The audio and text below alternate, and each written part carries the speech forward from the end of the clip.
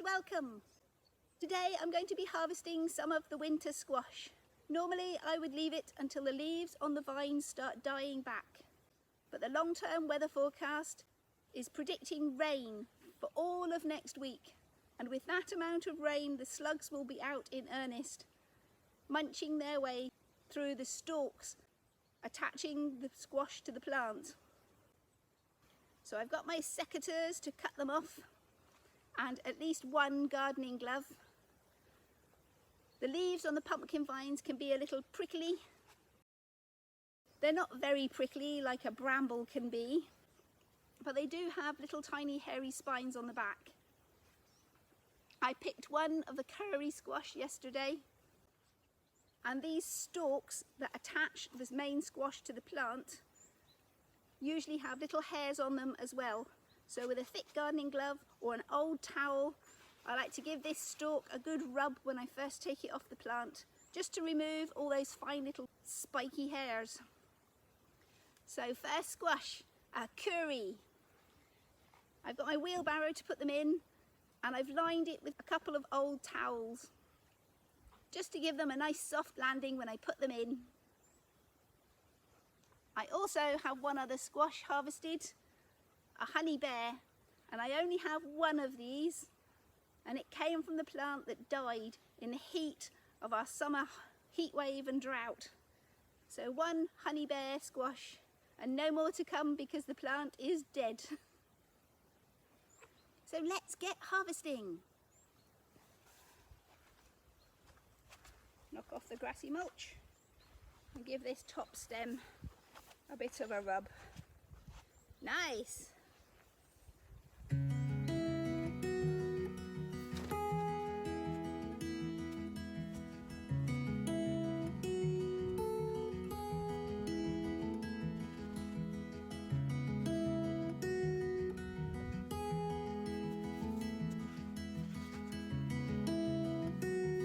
This green squash is a Dahlia, an Italian squash variety. Well, I don't know that it originated in Italy, but it's commonly grown there.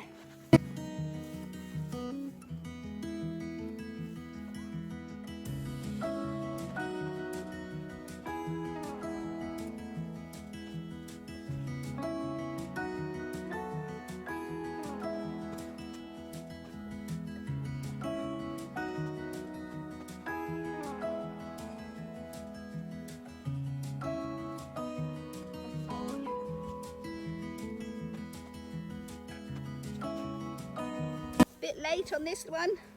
The slugs have already been at it. I didn't think they'd eat it this late in the season. It'll have to be the first one I use in the kitchen with this much damage on it. What a shame.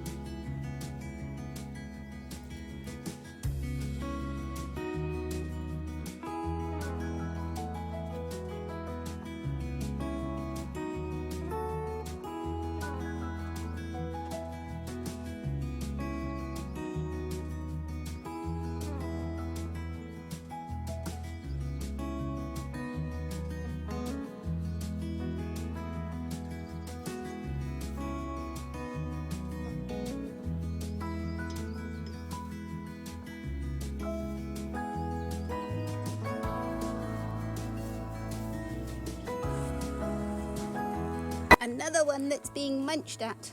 I'm not sure if it's slugs or mice.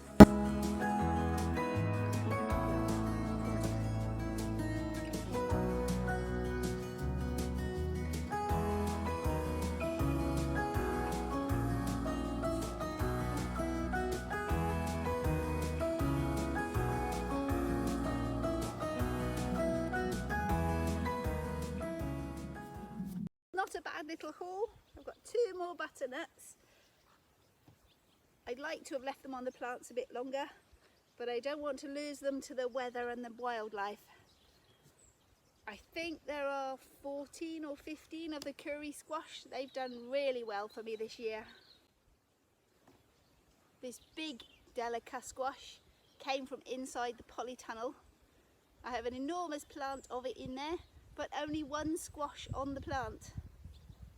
And the same out here. The plant only produced one squash for me. But they're a new variety to me, so I'll be interested to see how they taste. And I'll be able to save some seeds from the polytunnel one. There's nothing else in there it can cross-pollinate with. So hopefully these should come out looking like this next year.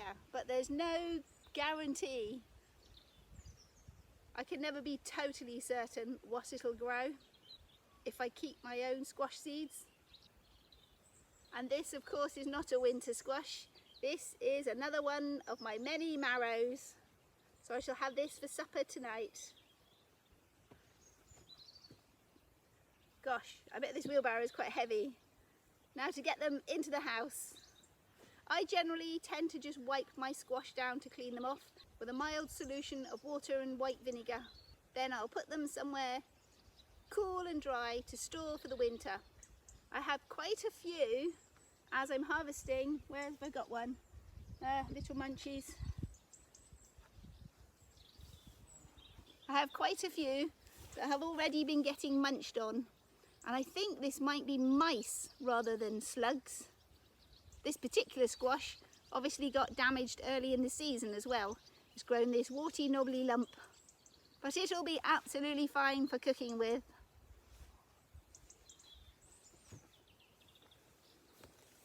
I've left 4 more large curry squashes still on the plants. They're not quite ready to harvest. The stalks they're attached by are far too pale and yellow. If I harvest them now, they probably won't cure fully and just go rotten and mushy rather than storing through the winter. They also won't develop such a lovely rich flavour if I harvest them too early. Hopefully, if I'm lucky, they'll survive the rain and the slugs, and I'll have a few more to harvest in early October. Oh, very nice, a pretty dahlia backdrop. I've also harvested today the last of my sweet corn. This one I have been specifically keeping on the plant to save for seed for next year. So it's probably getting a bit dry to be eaten.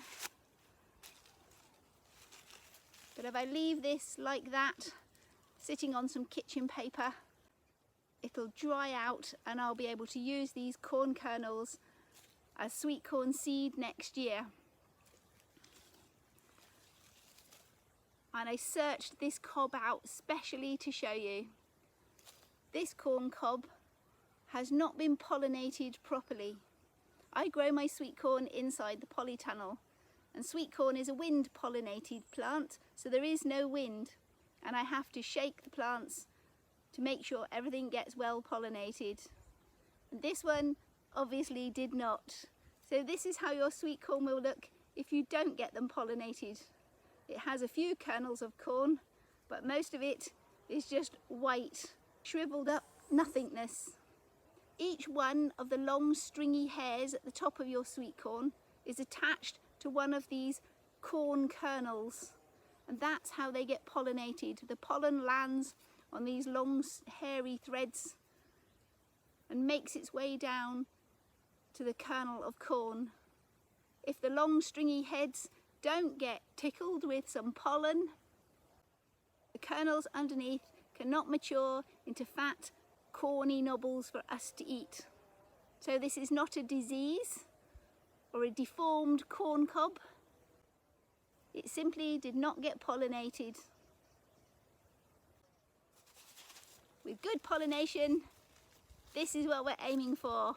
Nice, fat, full cobs of corn. I'm also deadheading the dahlias today, just to tidy them up before the rough weather. I think some of them might get blown over. We have some strong winds on the way as well. But there's nothing I can do about that. We'll deal with the damage after the storm. Now, deadheading can be a bit confusing to a new gardener, so I'll give you a closer look at what I'm doing. So this is obviously a dying dahlia flower. Its petals are falling off and it's past looking its best. If we cut it off the plant now, the plant can continue putting its energy into making lots of lovely new flowers rather than trying to produce seeds. These are also spent dahlia flowers, although they look a lot like they could be flower buds. And the way to tell the difference is your dying dahlia flowers produce this pointy shape, whereas an actual flower bud is very round in shape. So here are deadheads, and this is actually a flower bud. I've cut it off the plant too soon. It won't open its flower in a vase. It's just too young and not developed far enough. But left on the plant, it would continue to develop and produce another beautiful flower for us to enjoy. So pointy ends on dead flowers and round ends on buds is your easiest way to tell what's what.